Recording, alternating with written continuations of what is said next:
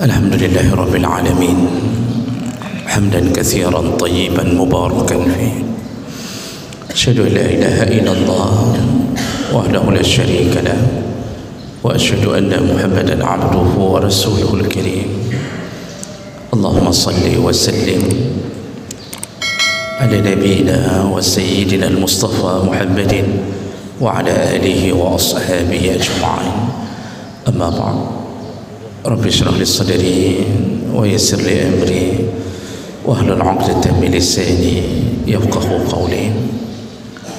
Segala puji bagi Allah, kemudian salawat dan salam kepada Rasulullah, pada keluarga dan seluruh sahabat-sahabatnya. Bapak-bapak dan ibu-ibu jamaah salat subuh yang Allah muliakan, insyaAllah kita masih berada di dalam bab anjuran untuk bangun di malam hari dan menyembah Allah Subhanahu wa ta'ala, atau lebih sering dengan sebutan qiyamul lail. Di pertemuan yang lalu kita sudah membahas bahawa di antara kemuliaan orang-orang yang bangun di tengah malam, dia telah membuktikan bahawa dia termasuk hamba yang bersyukur kepada Allah Subhanahu wa ta'ala. Karena Nabi SAW melakukan ibadah di tengah malam sebagai bukti syukurnya, sehingga kakinya bengkak, dan walaupun beliau dijamin menjadi penduduk surga, bahkan manusia pertama yang membuka pintu surga, tapi beliau tidak meninggalkan salat malam. Ketika ditanya, beliau menjawab, tidak bolehkah aku menjadi hamba yang bersyukur? Jadi orang yang salat malam itu adalah hamba yang mensyukuri nikmat Allah, terutama nikmat iman dan nikmat Islam. Orang-orang yang bersyukur selalu mendapatkan jaminan surga dari Allah Subhanahu wa ta'ala. Kemudian juga kita sudah bahas bahawa orang-orang yang melakukan salat malam itu adalah salah satu kunci kebahagiaan dalam rumah tangga. Suami yang bangun membangunkan istri, istri yang bangun membangunkan suami. Ketika kedua-duanya menyembah Allah di tengah malam, rahimallah, kata Allah, kata Nabi, Allah sayang kepada keduanya. Kalau sudah Allah sayang, maka dijamin keluarga itu di bawah naungan keberkahan Allah Subhanahu wa ta'ala. Maka kunci hidup rumah tangga itu baik, langgeng, harmonis, romantis, bahkan sampai ke akhir zaman, itu adalah salat malam. Maka bagi mungkin anak kita yang punya kekacauan di dalam rumah tangganya, ribut antara suami istri, nasihatilah keduanya, salatlah malam, insya-Allah akan berubah keadaannya. Begitu di antara kelebihan orang yang melakukan salat malam. Baik, kita sambung. Ini karena terlalu banyaknya kemuliaan orang yang salat malam, sehingga hadis-hadis tentang kelebihannya banyak sekali, Bapak Ibu ke Allah. Ini sudah pertemuan keempat hari ini yang kita bicara tentang masalah anjuran untuk melakukan salat malam. Baik, kita lanjutkan hadis berikutnya yaitu hadis dari Abi Darda radhiyallahu anhu, anin Nabi sallallahu alaihi wasallam. Rasulullah sallallahu alaihi wasallam berkata, salasatun yuhibbuhumullah, ada tiga golongan orang, mereka sangat-sangat dicintai Allah. Wa yadhaku ilaihim, Allah ketika memandang mereka dalam keadaan tersenyum atau tertawa. Jadi Allah kalau melihat tiga orang hamba ini, tiga golongan hamba ini, Allah selalu tertawa, Allah bahagia dengan keberadaan mereka. Wa yastabshiru bihim, dan Allah mengabarkan berita gembira kepada mereka. Jadi ada 3 golongan manusia, kata Nabi, ketika Allah melihatnya, memandangnya, Allah cinta pada mereka, Allah tersenyum bahagia dengan keadaan mereka, dan Allah menjanjikan berita gembira pada mereka. Ini kepada 3 golongan ini. Tentu berita gembira yang dimaksud adalah surga, karena tidak ada keindahan yang bisa melebihi surga kecuali hanya ketika memandang Allah Subhanahu wa ta'ala. Jadi semua berita gembira ujungnya adalah surga. Siapa mereka, Bapak Ibu yang Allah muliakan? Nabi mengatakan golongan pertama yang dicintai, yang Allah berbahagia dengan mereka, yaitu allazi idza inkashafat fi'atun qatala wara'aha binafsihi lillahi azza wa jalla, yaitu kepada golongan tentara. Ya, ini disebutkan memang kepada golongan tentara. Ini bapak-bapak, saudara kita yang dari tentara, ini berita gembira dari Nabi sallallahu alaihi wasallam. Ya. Golongan pertama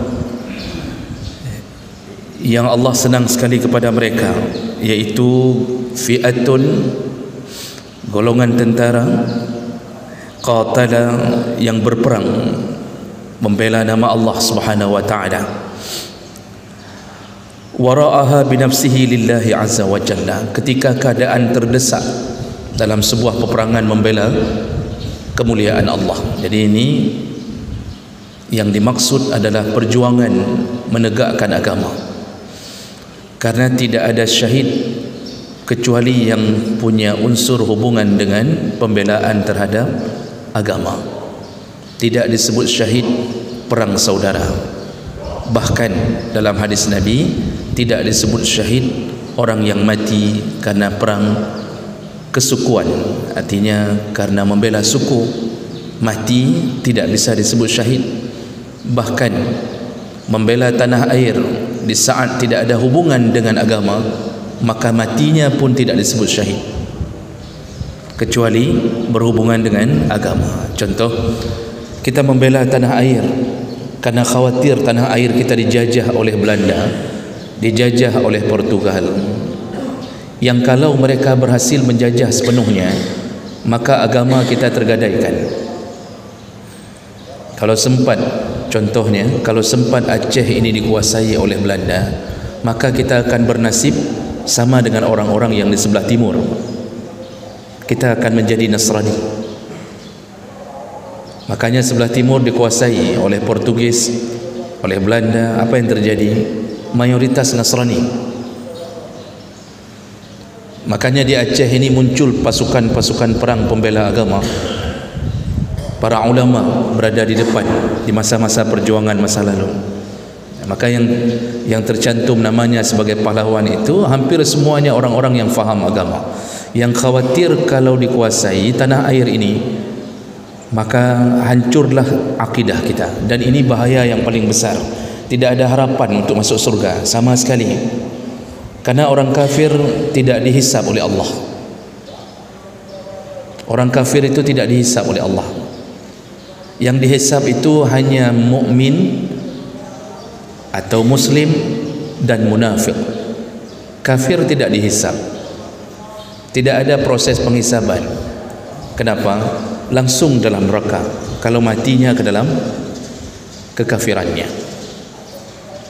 Jadi Allah tidak bertanya, engkau beramal ini, engkau pernah beramal ini, lalu Allah akan membela dia dengan satu amalannya. Tidak. Karena begitu mati dalam keadaan kafir, maka habitat a'maluhum, terhapuslah semua amalan mereka, terhapus, tidak dianggap sama sekali.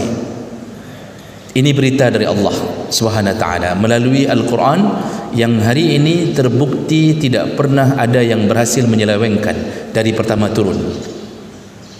Dan itu tidak terjadi pada kitab-kitab yang lain. Nasrani bisa diubah dan banyak yang berubah dari kitab Injilnya. Yahudi yang memegang Taurat, Taurat pun berubah. Al-Quran yang Maha Suci mengabarkan kafir, neraka, khalidina fiha abada, selama-lama. Maka perjuangan membela tanah air itu syahid kalau hubungannya menegakkan agar kita tetap tegak dalam agama Islam. Itu baru syahid. Tapi kalau tidak ada hubungan, maka berhati-hatilah merasa syahid. Karena ada hadis Nabi dicantumkan dalam kitab Riyadhus Shalihin, ya, tentang berperang tidak ada unsur-unsur yang menegakkan kalimah Allah Subhanahu wa taala. Nah, di sini Nabi sebutkan ada sekelompok tentara berperang membela agama Allah. Lalu kemudian mereka terdesak. Ketika terdesak, tertinggallah seseorang. Dari di antara tentara itu tertinggallah seseorang di belakang. Yang lain mundur karena terdesak.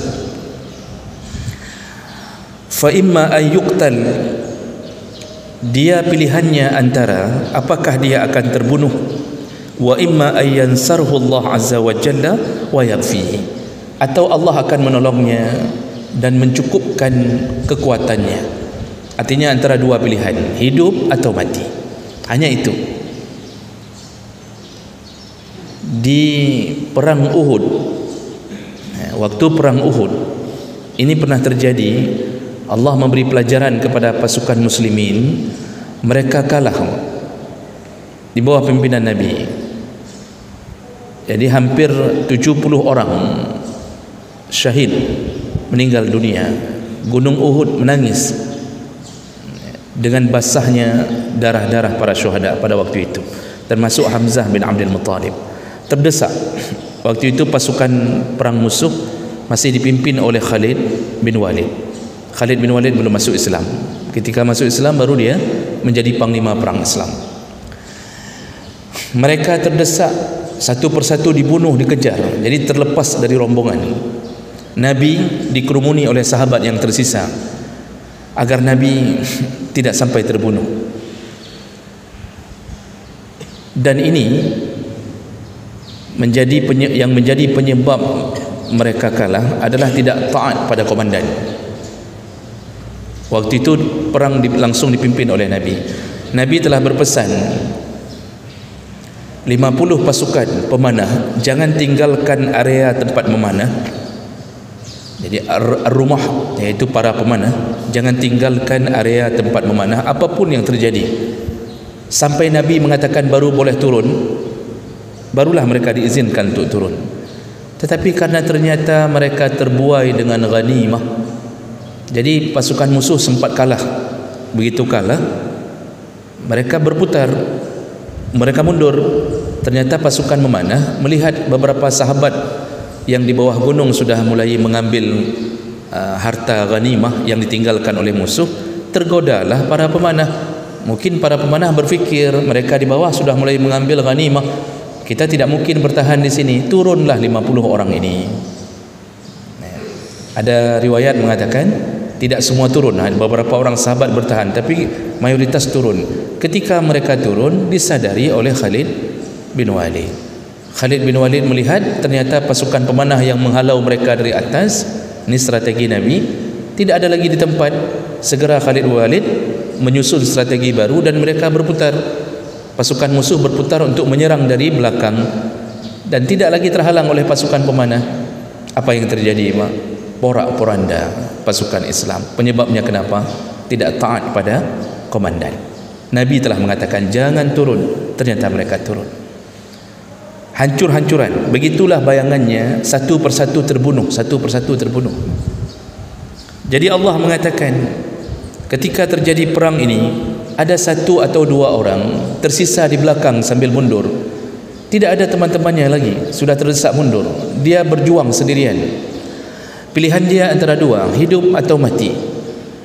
Tapi kemudian dia memutuskan untuk melanjutkan pertarungan walaupun sendiri.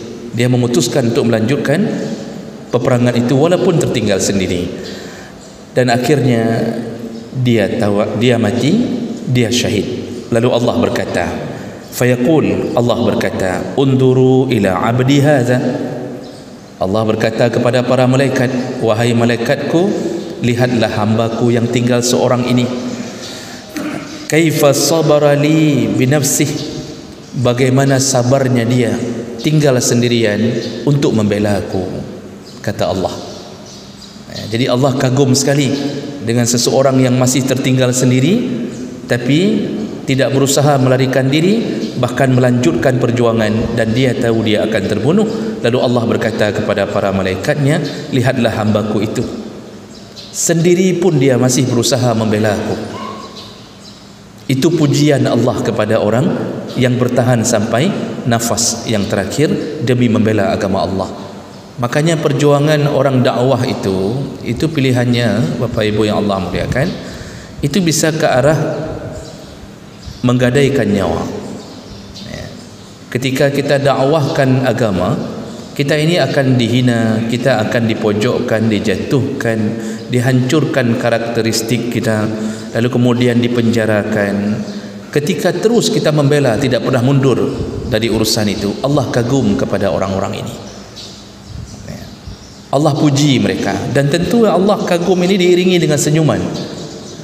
Dan ini yang perlu kita pertahankan, semangat untuk membela agama Allah Subhanahu wa ta'ala. Jadi jangan semangat hanya untuk membela Maroko saja.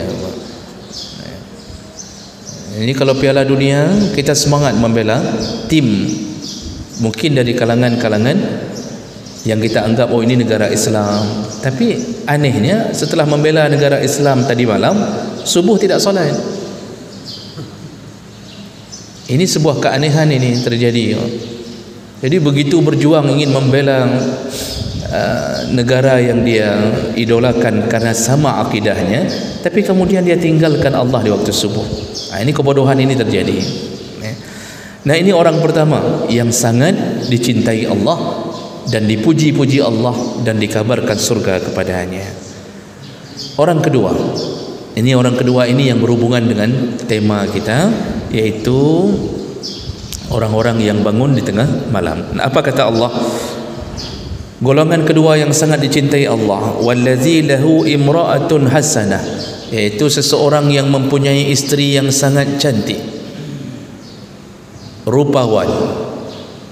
Hasanah itu bagus segalanya. Seseorang yang memiliki seorang istri yang cantik, sempurna, wa firashun layyinun hasan, dan juga dia mempunyai ranjang atau kasur yang lembut, yang empuk dan kuat dan bagus. Istri cantik, peralatan kamar bagus, spring bed, Masya Allah empuknya. Tapi apa yang dia lakukan? Fayaqumu minal lail, tetap dia melakukan salat di tengah malam. Ini maksudnya dijelaskan oleh Allah dalam pujiannya. Wa yaqul, lalu Allah mengatakan kepada para malaikatnya, yazar syahwatahu, lihat hambaku itu, dia tinggalkan syahwatnya. Wa yazkuruni, lalu dia mengingat aku, dia tinggalkan kesenangannya lalu dia bangun untuk mengingatku. Walau syaa raqada, seandainya dia mau melanjutkan tidurnya, dia bisa melakukannya, kata Allah. Tapi dia bangun. Makanya kalimat tadi oleh Nabi mengatakan, kita ini yang sudah diberi fasilitas yang luar biasa indah dan bagus oleh Allah, rumah cantik, istri pun cantik, kemudian isi kamar sempurna, spring bed, itu bukan spring bed biasa yang model pakai per, mungkin bisa sampai 7 lapisan, atau bahkan ada yang model pakai air di dalamnya. Kalau tidur bisa tidak terbangun, apalagi di samping ada istri yang cantik. Tapi apa yang terjadi? Tetap kita tinggalkan istri itu, kita tinggalkan kasur itu, kita paksakan tubuh ini menjauh dari istri dan kasur, kita tinggalkan syahwat kita untuk melanjutkan tidur. Di situ ketika bangun malam, kita berdiri di hadapan Allah dengan meninggalkan seluruh kesenangan yang Allah beri. Allah memuji, Allah mencintai, dan Allah mengatakan, lihatlah hambaku dengan berbagai kesenangan yang dia terima, dengan syahwat yang bisa dia lampiaskan. Dia bisa lanjutkan tidur sampai pagi, tapi Masya Allah, dia bangun untuk mengingatku. Yazkuruni, kata Allah. Disinilah puncak sayangnya Allah. Dan tentu yang dimaksud di sini adalah orang-orang yang bukan tipe orang yang miskin, tapi orang kaya yang bangun malam. Orang miskin bangun malam, pahalanya bisa sama besar dengan orang kaya. Bahkan bisa jadi siapa yang lebih banyak tantangan, maka lebih besar pahalanya. Orang kaya itu susah bangun malam, Pak, dengan berbagai fasilitas yang dia terima. Orang kaya tidur dengan AC. Orang miskin bahkan tidur tanpa AC, tanpa kipas angin. Kalau mereka kepanasan lalu terbangun malam, mereka Allah bangunkan dengan cara seperti itu. Dan wajar mereka terus berharap-harap dari Allah, semoga Allah beri kekayaan, semoga Allah beri begini. Bahkan rata-rata orang miskin mungkin istrinya tidaklah cantik-cantik, karena pilihannya dari dulu pun tidak ada pilihan. Jadi apa adanya. Orang kaya banyak pilihannya. Dia bisa lamar fulan, dia bisa lamar fulan, dia bisa lamar fulan. Tinggal tawarkan saja, saya sanggup membayar 50 manyam atau 100 manyam, potong pajak, diskon segala macam, ya sekitar 75 manyam lah, dia sanggup. Kadang-kadang seorang perempuan itu berfikir panjang. Memang mungkin calon suaminya itu kurang tampan, tapi Masya Allah dia mapan, sehingga wajah termaafkan. Ini kadang-kadang kenapa orang kaya banyak dapat istri yang cantik-cantik. Kedudukannya, kekayaannya, banyak pilihan. Tapi kaya saleh dipuji Allah. Ini yang faham kita harus kita rubah. Jangan fikir bahwa kekayaan itu membuat kita harus terhalang dari memuji Allah. Ternyata Allah cinta sama orang kaya yang dipenuhi dengan fasilitas yang mewah, tapi tetap bangun di tengah malam. Islam ini, Pak, tidak melarang kaya. Kita bukan sosialis, dan juga kita bukan kapitalis. Sosialis melarang kekayaan, semua kekayaan milik negara. Soviet mengajarkan itu, semua negara-negara komunis mengajarkan itu. Sedikit kaya milik negara, milik negara. Kita juga bukan kapitalis yang suka-suka, yang kaya-kaya terus, yang miskin-miskin terus. Tidak. Tapi kita punya ekonomi syariah, ekonomi Islam itu tidak melarang kekayaan. Silahkan kaya sebanyak-banyaknya, tapi begitu kaya jangan lupa kepada orang miskin. Maka kita mencari kekayaan hanya untuk menolong orang miskin, yang tentu yang kita maksud adalah surga.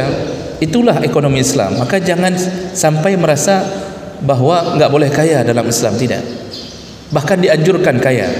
Carilah harta sebanyak-banyaknya. Setelah punya harta, tolonglah agama, bantulah orang miskin, peliharalah anak yatim. Itu semua jalan menuju surga.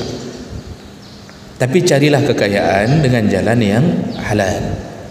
Dan inilah orang yang dipuji Allah yang kedua. Di tengah-tengah kekayaannya, dia bangun di tengah malam. Dan itu sulit sekali, sulit sekali untuk melakukan itu. Apalagi kalau kita sedang pelesir, atau kita sedang wisata, tidur di hotel mewah yang satu malamnya 1.200.000 per malam. Lengkap isi hotel tersebut, lengkap, keindahan luar biasa. Tapi Masya Allah, di hotel pun masih bangun malam. Di dalam hotel kamar mewah pun masih salat malam. Orang kaya dicintai Allah SWT. Oh, masih ada juga uang lebih, tolonglah yang lain, tolonglah masjid, tolonglah ustaz-ustaz, kan? Begitu-begitulah, Pak. Jadi jemaah maka Allah Subhanahu wa taala, ini orang yang kedua. Dan yang terakhir, orang ketiga yang paling cintai Allah, Allah senang dengannya, yaitu wallazi iza kana fi safarin, orang yang sedang berada di dalam sebuah safar, sebuah perjalanan, wa kana ma'ahu rakbun, dan dia berjalan dengan satu rombongan yang besar, Fasaharu, dan ketika datang di malam hari dia bangun. Summa haja'u faqama minas sahar, dia bangun di tengah malam lalu dia lakukan tahajud, dia salat di tengah malam. Fi dharra wassarra, ternyata dia berhasil bangun qiyamul lail baik dalam keadaan senang maupun dalam keadaan susah. Kita itu kan kalau dalam safar itu susah, waktu di rumah kita senang. Makanya Nabi mengatakan orang safar itu mereka mendapatkan qita'atun minal azab. Orang safar, orang melakukan perjalanan jauh, perjalanan apa saja, perjalanan menuju perang, perjalanan menuju ke mana, tetap dapat azab, dapat qita'ah, potongan-potongan azab dapat. Susahnya untuk tidur, kalau tertidur di mobil pun tidaklah senyenyak tidur di atas kasur di rumah. Susahnya mendapatkan air, susahnya mau buang hajat, berhenti di WC umum, begitu buka rupanya masih ada sisa-sisa keemasan dari orang sebelumnya, akhirnya terpaksa tutup lagi. Oh, ada WC yang bagus, tidak ada tempat sangkut celananya, begitu buka pintu bisa tutup pintu, karena ada WC enggak bisa tutup pintu. Di dalam tidak ada paku satu pun, buka celana tidak tahu sangkut di mana, akhirnya celana ditaruh di kepala, begitu cebok jatuh ke dalam lubang. Itu azab, susahnya dalam perjalanan. Banyak keadaan seperti itu. Kadang-kadang tidak cukup makanan, kadang-kadang tidak cocok makanan di tengah jalan. Makanya orang safar itu lebih mudah ijabah doa daripada orang mukim. Ketika safar kalau berdoa itu lebih mudah dikabulkan Allah daripada orang yang bermukim. Ternyata orang ini yang Allah senang dengannya, waktu dia tidak safar pun dia tahajud, ketika safar pun dia tahajud. Makanya Nabi menyebutkan, Allah memujinya, Allah mengatakan, hambaku itu dalam senang pun dia mengingatku, dalam susah pun dia mengingatku. Wajar orang-orang seperti ini nanti diberikan kabar gembira oleh Allah berupa surganya. Maka Bapak Ibu yang Allah muliakan, inilah 3 orang, 3 golongan, terutama tadi yang dimaksud adalah tentang orang-orang yang selalu bangun malam menyembah Allah baik dalam senang maupun dalam susah, itu tetap di dalam kecintaan Allah Subhanahu wa taala. Ini hadis yang perlu menjadi renungan bagi kita. Kita semoga termasuk dari salah satu daripada 3 golongan tersebut. Baik.